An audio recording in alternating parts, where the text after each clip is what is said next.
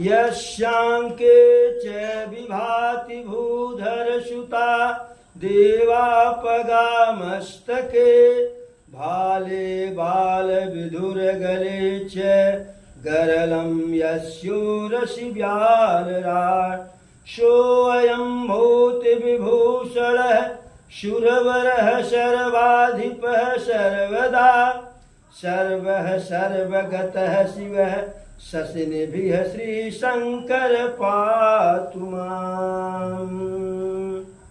पकड़ लो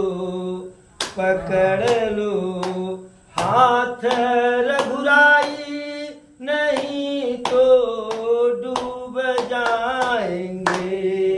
पकड़ लो हाथ रघुराई नहीं तो डूब जाएंगे। नहीं तो डूब जाएंगे, नहीं तो डूब जाएंगे।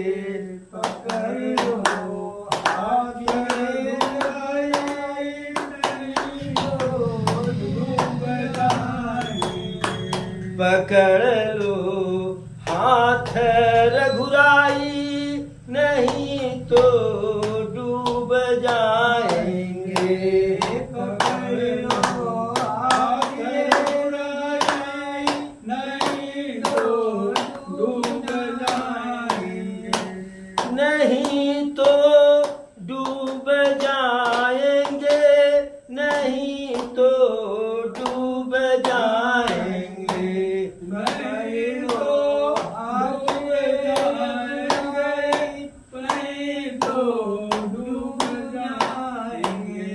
हमारा कुछ न बिगड़ेगा, तुम्हारी लाज जाएगी। हमारा कुछ न बिगड़ेगा, तुम्हारा लग जाएगी। हमारा कुछ न बिगड़ेगा, तुम्हारी लाज जाएगी।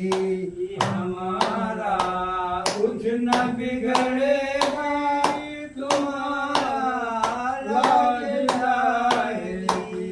पकड़ लो हाथ रघुराई नहीं तो डूब जाएंगे। पकड़ लो हाथ रघुराई नहीं तो डूब जाएंगे। धरी है पाप की गठरी, हमारे सिर पे है भारी। धरी है पाप की गठरी, हमारे सिर भारी। धरी है पाप की गठरी, हमारे सिर पे है भारी। धरी है पाप की गठरी, हमारे सर भारी। वजन पापों का है भारी, इसे कैसे उठाएंगे। धरी है पाप की गठरी, है कैसे उठाएंगे। वजन पापों का है भारी, इसे कैसे उठाएंगे। भोजन की पाप है भारी, इसे हम कैसे उतारेंगे।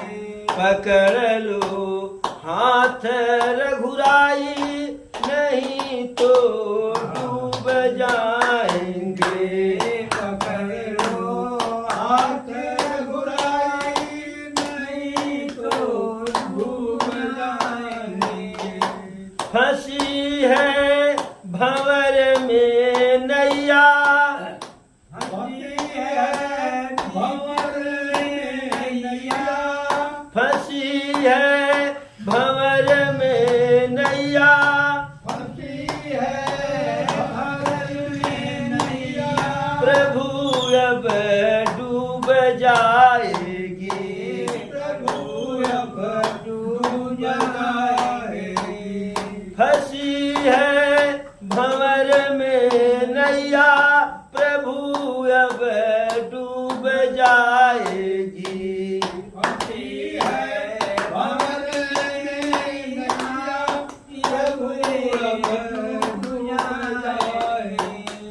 खेवैया आप बन जाओ, खेवैया आप बन जाओ, खेवैया आप बन जाओ, खेवैया आप बन जाओ, तो बेड़ा पार हो जाए, तो बेड़ा पार हो जाए, खेवैया आप बन जाओ, तो बेड़ा पार हो जाए, खेवैया आप बन जाओ, तो बेड़ा पार हो जाए। पकड़ लो हाथ रघुराई, नहीं तो डूब जाएंगे, पकड़ लो हाथ रघुराई,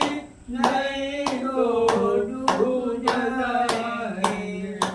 तुम्हारे ही भरोसे पर जवाना छोड़ बैठे हैं, तुम्हारे भी भरोसे पर जमाना छोड़ बैठे हैं। तुम्हारे ही भरोसे पर जवाना छोड़ बैठे हैं, तुम्हारे ही भरोसे पर जमाना छोड़ बैठे हैं। जबाने की तरफ देखो, इसे कैसे निभाएंगे, जमाने की तरफ देखो, इसे कैसे निभाएंगे।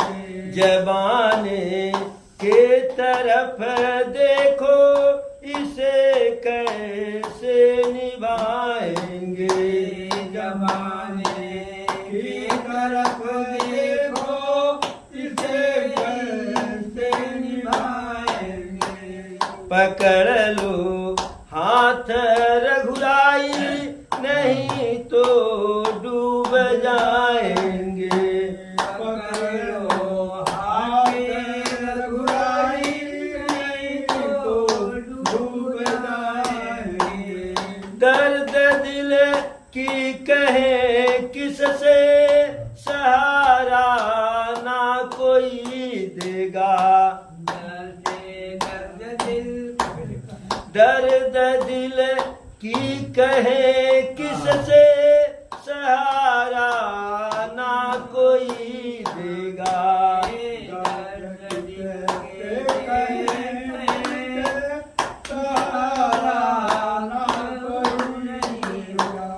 दर्द दिल की कहे किससे, सहारा ना कोई देगा,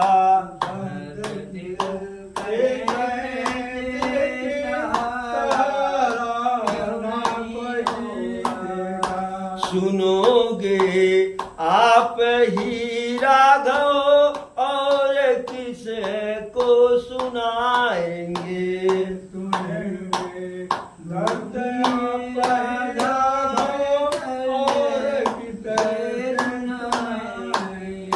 सुनोगे आप ही राघव, और किस को सुनाएंगे, सुनोगे आप ही राघव, और किसको सुनाएंगे।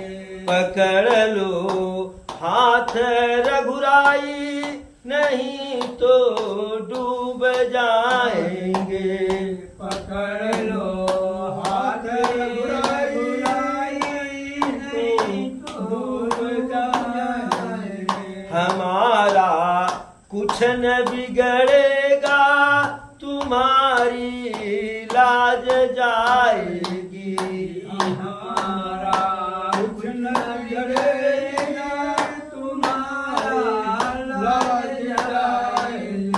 पकड़ लो हाथ रघुराई, नहीं तो डूब जाएंगे, पकड़ लो हाथ रघुराई, नहीं तो डूब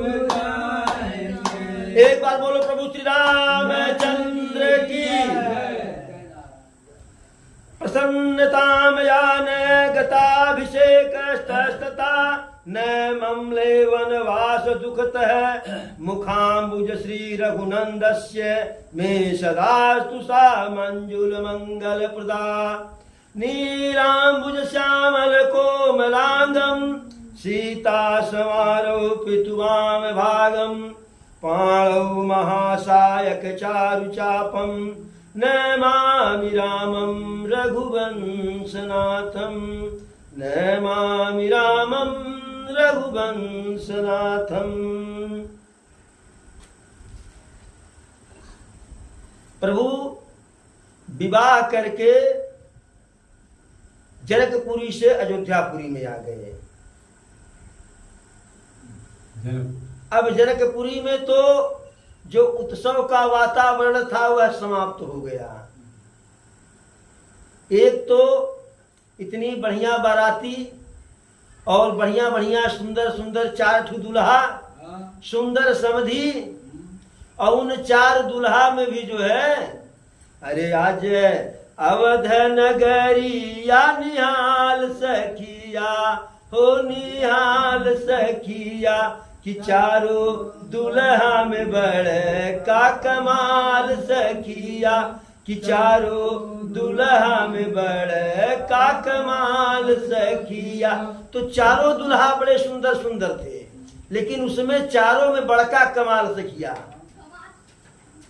जिनके सुंदरता के आगे जो है करोड़ों कामदेव की सुंदरता को एक में सम्मिलित कर दिया जाए तो भी प्रभु के सुंदरता के आगे करोड़ों कामदेव की सुंदरता धूमिल पड़ती थी। अब ऐसा सुंदर मुंदर दुल्हा वहां से आ गया, और दुल्हा ही नहीं आया, लोग कहते बाड़ा गई तो 4 हाथ पगाओ नहीं गई। जब 4 दुल्हा आए तो वहां से 4 दुल्हन भी आई, यानी घर की जो है भरे पूरे परिवार की 4 बेटियां एक साथ विदा हो गई। एक बिटिया विदा करने पर जो है कलेजा फट जाता है, और एक घर में एक बार 4 बिटियां विदा हो गई, 4 पुत्री विदा हो गई। तो वहां का तो उत्सव जो है, हम उसे शोक गम में न कहें, लेकिन सन्नाटा में जो है हाँ विषाद में बदल गया। अयोध्यापुरी में बिल्कुल जो है पहले से उत्सव था कि बारात गई है, उधर से दुल्हन लेकर के आएगी, बढ़िया बढ़िया 4 ठू दुल्हन आ गई। प्रभु श्री राम लक्ष्मण भैया कितने दिन से पहले बाहर थे, वह भी साथ में आ गए। तो यहाँ तो उत्सव ही उत्सव है। ऊ का जाने जेकर बगिया फुलाई, जाने लाऊ ये कर हिरवा हेराई। तो यहाँ तो जो है बगिया फूली हुई है, उस बगिया में 4 ठो गुलदस्ता और आकर के जो है लग गया। तो यहाँ तो उत्सव है। अरे जब ते राम ब्याही घर आए, और नित नव मंगल मोद बधाए, भुवन 4 दस भूधर भारी, और सुकृत मेघ बरसहि सुखवारी। जब से प्रभु विवाह करके आए तो नित नव मंगल मोद बधाए, नए नए मांगलिक आनंद का बधावा हो रहा है। आज हई वाला बाजा बजे, बिहान हई वाला बाजा बजे, और 14 लोक रूपी बड़े भारी पर्वतों पर, इसे 14 लोक में यह हमारे सबसे बड़ा पर्वत अयोध्या उस समय हो, और उस पर्वत पर जो है पुण्य रूपी मेघ सुख रूपी जल की वर्षा अयोध्या में कर रहे हैं। यानी जो सुख समृद्धि संपन्नता वैभव आनंद अयोध्या में है वह कहीं नहीं है। सारी रिद्धि सिद्धि अयोध्या में आकर के डेरा डाल दी है। अब जहाँ त्रिलोकीनाथ है वहां तो सारी रिद्धि सिद्धि को आना ही आना है। एक देश का प्रधानमंत्री जहाँ रहता है, पूरे देश भर के अधिकारी वहां अपना हाजिरी लगाते हैं। यहाँ तो त्रिलोकीनाथ हैं, तो सारी रिद्धि शुद्धि जो है वहां आ गई। इसी बीच में जो है हर कोई प्रसन्न है, पूरा अयोध्या वासी प्रसन्न है, परिवार के लोग प्रसन्न है, माता प्रसन्न है, पिता प्रसन्न है, प्रभु के जितने सखा मित्र हैं वह सब प्रसन्न है। इसी बीच में अरे एक समय सब सहित समाजा और आज सभा रघुराज विराजा सकल सुकृत रति नर नाहु और राम सुजस सुनी अति उछाहु। एक समय की बात है जब रामचरितमानस में यह शब्द आया कि एक समय, तो समझिए कि कहानी अगर पूरब की तरफ जा रही है तो पश्चिम को मुड़ने वाली है, यानी 180 अंश कहानी घूमने वाली है। तो एक समय की बात है, महाराज दशरथ जी अपने पूरे समाज के साथ, जो उनके राज्य में छोटे छोटे राजा थे, जमींदार थे, और सभी जो है अंतरी मंत्री संतरी जो थे, सचिव इत्यादि वैद्य सब जो है सब बैठे हुए हैं। राजसभा रघुराज विराजा, और प्रभु श्री राम जी भी बैठे हुए हैं। दशरथ जी कैसे लग रहे हैं? सकल सुकृत मूरति नर नाहु, जैसे सारे सुकृतियों के, सारे यश के, सुंदर कार्य के मूर्ति जो है दशरथ जी हैं। राम सुजस सुनि अति है उछाहु, और इसके बाद सारी सुकृति के मूर्ति हैं, फिर भी ऊपर से प्रभु जी के, श्री राम जी के सुंदर यश को सुन करके और हृदय जो है सीना चौड़ा हो रहा है। सारे राजा महाराजा के मन में एक ही अभिलाषा है, अरे नृप सब रही कृपाय अभिलाखे और लोक पकरही प्रीति रुख राखे। दशरथ जी की इच्छा के अनुसार जो राजा हैं वैसा आचरण करते हैं, जो उनकी इच्छा है उसी में उनकी अभिलाषा है कि ऐसी हमारी भी इच्छा है जो है। और जो लोकपाल गण है जो है वह भी दशरथ जी के रुख के अनुसार जो है सारा कार्य कर रहे हैं। तीनों लोक में और तीनों काल में, तीनों लोक से तात्पर्य मृत्युलोक, जिसको हम पृथ्वी लोक कहते हैं, स्वर्गलोक और पाताल लोक। इन तीनों लोक में और तीनों काल, भूत वर्तमान भविष्य, इन तीनों काल में और तीनों लोक में दशरथ जी के जैसा भाग्यवान जो है कोई है ये नहीं है, क्योंकि उनके पास सुंदर सुंदर 4 पुत्र, चारों वेद के समान है। उसी समय प्रभु दशरथ जी दर्पण लिए चेहरा देखने के लिए, मुकुट इत्यादि जो है संवारने के लिए, तो देखे क्या, अरे श्रवण समीप भय सित केसा और मनहु जरठपन कर उपदेशा। चौथे पन में तो चारों भाई पैदा ही हुए थे, और चौथा पन का मतलब वृद्धावस्था। लेकिन व्यक्ति शरीर से वृद्ध नहीं होता है, जब उसके शरीर में स्फूर्ति न रह जाए, इच्छा शक्ति न रह जाए, दृढ़ इच्छा शक्ति न हो, बाहुबल शिथिल हो जाए, तब वह वृद्ध होता है। तो दशरथ जी पुरुषार्थी पुरुष थे, चौथे पन में पुत्र हुए लेकिन वृद्ध नहीं रहे। अब जब प्रभु का विवाह हो गया, सब कुछ कार्य संपन्न हो गया, तो स्वभाववश जो है दर्पण लिए चेहरा को देखने के लिए, मुकुट इत्यादि को संवारने के लिए, तो देख रहे हैं कि कान के समीप जो है बाल जो है सफेद हुआ है या हो रहा है। मनहु जरठपन कर उपदेशा, जैसे वह बाल दशरथ जी को संकेत कर रहे हैं कि हे महाराज, अब आपका वृद्धावस्था आ गया, अब जबरदस्ती मत कीजिए, अब रिटायरमेंट ले लीजिए। देखिए, रिटायरमेंट सबको ले लेना चाहिए। जैसे सरकारी कर्मचारी या जो भी प्राइवेट सेक्टर में ही हैं, तो एक निश्चित उम्र के बाद उनका रिटायरमेंट हो जाता है। यह आवश्यक भी है। यदि रिटायरमेंट नहीं होगा तो आप काम कर नहीं पाओगे, और जब काम नहीं कर पाओगे, कर्म प्रधान है, कर्म नहीं कर पाएंगे तो जिस क्षेत्र में, जिस सेक्टर में, जिस कार्यालय में आपका मान सम्मान है, कर्म नहीं कर पाएंगे वहीं प्रतिदिन अपमानित होंगे। नया नया स्टाफ आएगा, हे बाबा यही काम आपसे नहीं हुआ, हे बाबा क्या करोगे, आपसे कोई काम नहीं हो रहा है, अपमानित होना पड़ेगा। इसलिए रिटायरमेंट ले लेना चाहिए। इसीलिए हमारे यहाँ 4 आश्रम की व्यवस्था है, ब्रह्मचर्य, गृहस्थ, वानप्रस्थ, संन्यास। यह चारों आश्रम बहुत सोच समझ के हमारे ऋषि मुनि बनाए।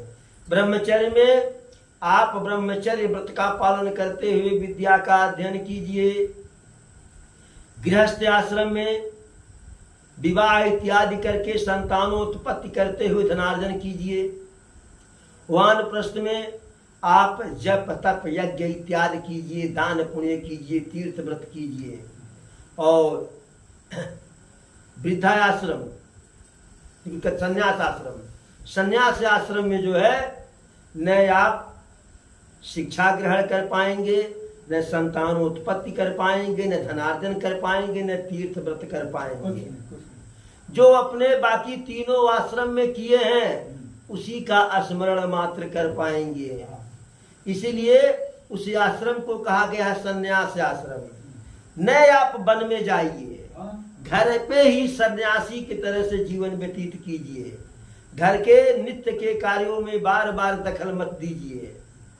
एक बार 24 घंटे में एक बार जिनके नेतृत्व में घर की जिम्मेदारी है, या 24 घंटे में नहीं, महीने में एक बार है, 10 मिनट के लिए अपने पास बैठाइए, उनको मोटी मोटा बात बता दीजिए। यदि उनको आवश्यकता होगी तो आपसे परामर्श लेंगे, और नहीं आवश्यकता है तो जैसे खपीचा अपना परामर्श खपीचा की तरह से ठोकिए मत है, क्योंकि यदि वह परामर्श मांग नहीं रहे हैं तो आपकी परामर्श को सुनेंगे भी नहीं, और जितने आप पर करेंगे उतने जो है मतभेद होगा। तो इसलिए रिटायरमेंट आवश्यक है। ऋषि मुनियों ने कहा है कि चौथे पन जई है नृप कानन, माने वन में, कानन माने वन होता है। चौथे पन जई है नृप कानन, और नाहित घर ही में जई है काणन। जो जिम्मेदारी से मुक्त नहीं हो जाता चौथे पन में तो उनकी दुर्दशा होती है। बाबू कहाँ बाटे, बहनी कहाँ है, अरे बाबू बहनी के जे जिम्मेदार बत देखी। अब बाबू के देखे खरती बाबू के पत्नी में, बहनी के देखे खरती उनके मम्मी बाटीन। यानी अधिकार क्षेत्र का स्थानांतरण होना चाहिए, और जो नहीं करते हैं वही परेशान रहते हैं। तो दशरथ जी को लगा कि कान के समीप का बाल जो है सफेद हो रहा है, तो वृद्धावस्था आ गई जो है। मन ही मन विचार किए, अरे नृपजु राजू राम कहु देहू, और जीवन जन्म लाहु किनु लेहू। विचार किए कि वृद्धावस्था आ गया तो दशरथ जी को, श्री राम जी को जो है युवराज का पद दे दिया जाए, अपने जीते जी अपना उत्तराधिकारी नियुक्त कर दे। इसमें 2 लाभ है, एक तो बड़ा पुत्र योग्य है, उसको राजा बनना ही बनना है, लेकिन हम अपने जीते जी घोषणा कर देंगे तो बाद में भाइयों में विवाद नहीं होगा। और अगर जीते जी घोषणा नहीं हुआ तो बड़ा वाला कहेगा कि हम तो बड़ा है, हमें बनना ही है, छोटा वाला कहेगा कि पिताजी हमको ज्यादा मान रहे थे, हमसे कहे थे कि बाबू हमारे बाद तू ही राजा बनो। तो इसलिए जीते जी इस फैसला को, निर्णय को कर देना ही चाहिए। तो दशरथ जी सोचे कि इस निर्णय को कर दिया जाए जिससे विवाद न हो। और यही परंपरा है कि रघुकुल में जो बड़ा होता है वही राजा बनता है।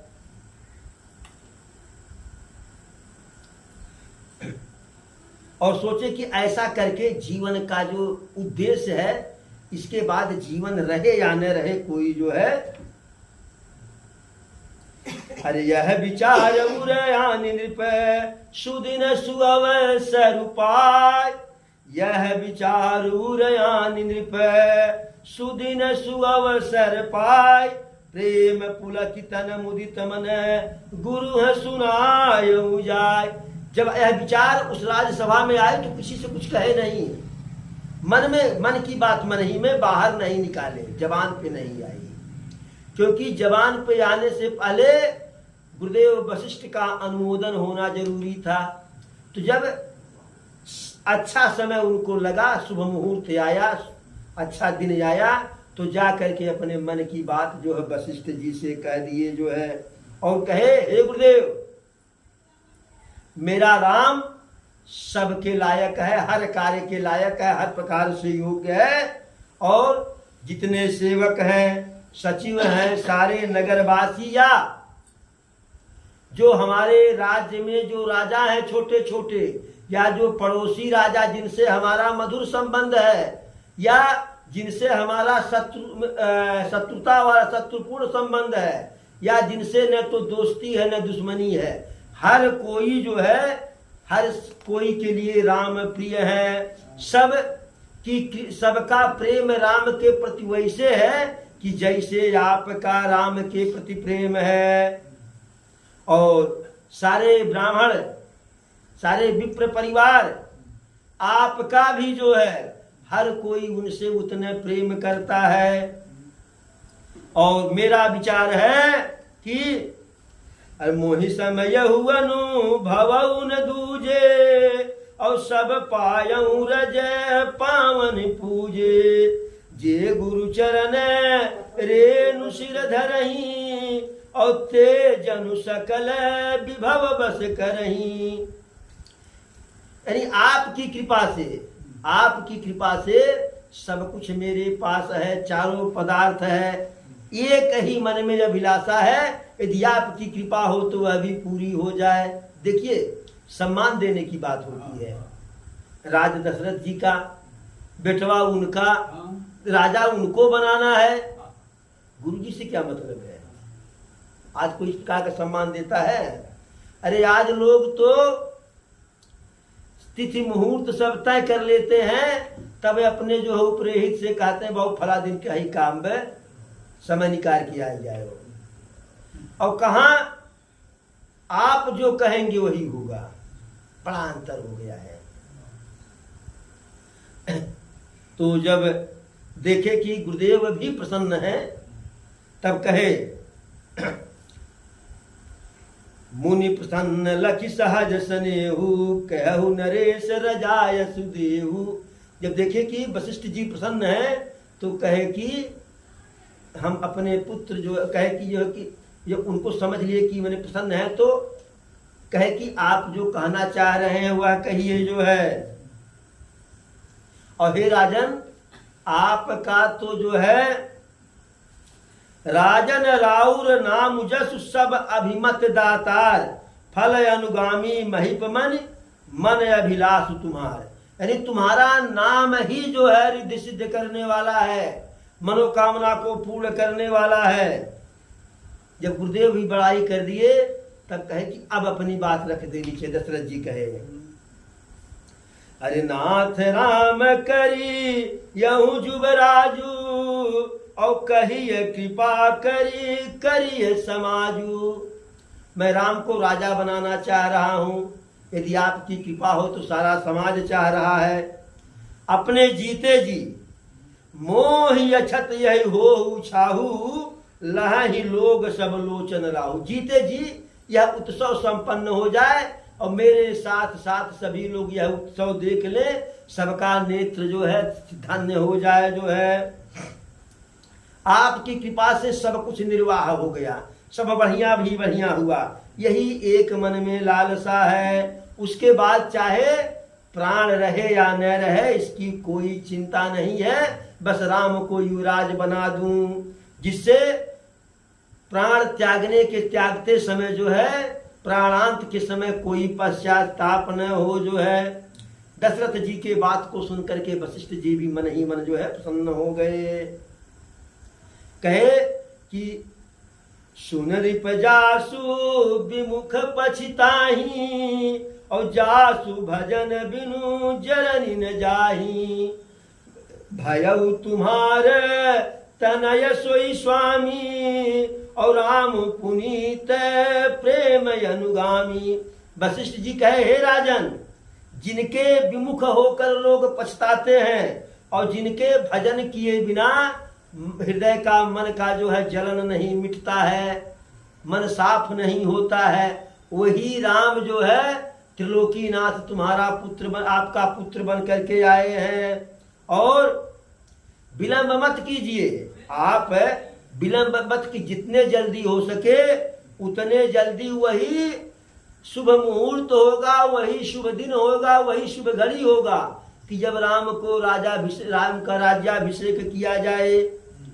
अब वशिष्ठ जी का आदेश मिल गया, प्रसन्न मन से जो है राज दरबार में आए, सेवक को, सचिव को, मंत्री को, सबको बुलाए, सब आकर के प्रणाम किए जो है। अब कहते हैं, उधर से आदेश हो गया तो कहते हैं, अरे जब पाचहि मत लागयनी का और करहूं हरसि राम ही ठीका। यदि आप लोगों को यह हमारा विचार अच्छा लगे तो, यह नहीं कि हम कह रहे हैं, यदि हमारा विचार अच्छा लगे तो प्रसन्नता पूर्वक प्रसन्न मन से राम को युवराज बनाइए, उनका राज्याभिषेक कीजिए। जैसे ही कहे तो तैसे सारे यंत्री मंत्री जो है सब एकदम कहे कि महाराज हमारे मन की बात, मुख की बात आप छीन लिए, हम लोग भी यही आपसे कहने वाले थे।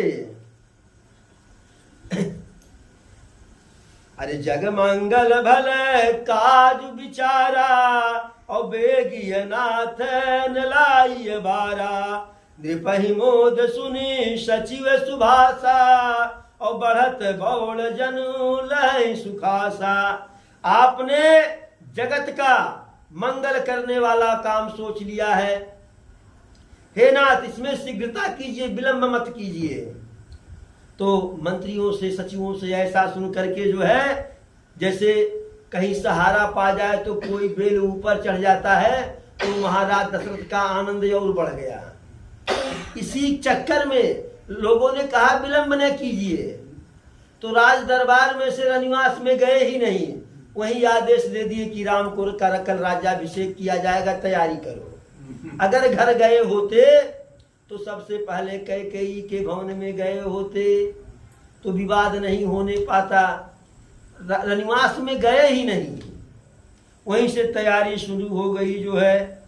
इस प्रकार से तैयारी शुरू हुई और जिसको जो व्यवस्था दी गई, वशिष्ठ जी आए, जिससे जो कहे कि यह सामान चाहिए, वह सामान चाहिए, यह मंगल द्रव्य चाहिए, वह मंगल द्रव्य चाहिए, सब दौड़ते हुए गए।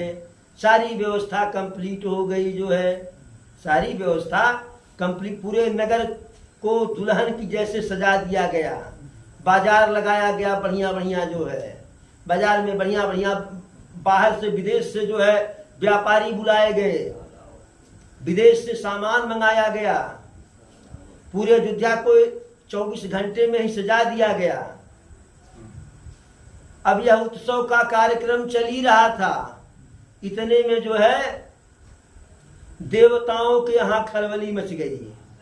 देवताओं में खलबली मच गई कि अगर राम का राज्याभिषेक हो जाएगा तो राम अयोध्या का राजा बनने के लिए नहीं आए हैं, वो तो त्रिलोकीनाथ वैसे हैं। अगर अयोध्या में राज्याभिषेक हो गया तो राम अयोध्या की प्रजा के पालन पोषण में फंस जाएंगे, वहीं बाझ के रह जाएंगे। इनका काल अयोध्या से सुदूर दक्षिण में है, जंगल में है। रावण जैसे निशाचर का, असुर का संहार करना है, बाली का वध करना है, विराध का वध करना है, खरदूषण का वध करना है, तीसरा का वध करना है, कबंध का वध करना है। ये सब कैसे होगा? तो देवता लोग बड़ा परेशान हुए कि अगर अयोध्या का राजा बन जाएंगे तो रावण के अत्याचार से हमको मुक्ति कौन दिलाएगा। कई देवता तो रावण के कैद खाने में कैद थे, और जो कैद नहीं थे ब्रह्मा जी स्वयं सुबह जाकर के वहां वेद पाठ करते थे। शनि महाराज को उल्टा लटका दिया था। अब पूरी खलबली मच गई। सबने ब्रह्मा से त्राईमाम पितामह त्राईमाम कहे हमारे बस की बात नहीं कुछ है, माता सरस्वती को बुलाइए, अब वही कुछ कर सकती हैं। तो माता सरस्वती का आह्वान हुआ, वो आई। तो देवताओं ने कहा माता अब हम देवताओं का लाज, देवताओं का मान सम्मान और संसार का कल्याण तुम्हारे हाथ में है, अन्यथा अब जो है कल्याण नहीं होना है। जो आए थे संसार का भला करने के लिए वह छोटे से अयोध्या के भला में बच जाएंगे, वहीं कैद हो जाएंगे। तो कहीं क्या करना है, तो कहें किसी भी प्रकार से जाकर के अयोध्या में जो सबसे अनुकूल हो उसकी मति को मार दो, वह राम के राज्याभिषेक के प्रतिकूल हो जाए जो है। तो माता सरस्वती पछता रही हैं कि यह देवता है, निवास तो इनका ऊंचा है, स्थान ऊंचा है, लेकिन विचार कितना निम्न है। दूसरे का जो है, दूसरे की भलाई, दूसरे की सुख संपत्ति, दूसरे का आनंद, दूसरे का उत्सव इनसे देखते नहीं बन रहा है। लेकिन पछताती पछताती अंत में अयोध्या गई जो है। और कैकेयी की दासी थी जो कैकेयी देश से कैकेयी के साथ आई थी, उसी के ऊपर सारा जो है उसी की मति मार दी, सारा अपजस उसी को दे दी। क्योंकि देखिए कैकेयी का प्रभु से पुराना बैर है, कैकेयी का प्रभु से पुराना बैर है। तो अगर किसी में बैर है तो वहां लगाना बजाना आसान होता है, तनिका भर चूड़ी टाइट करना है।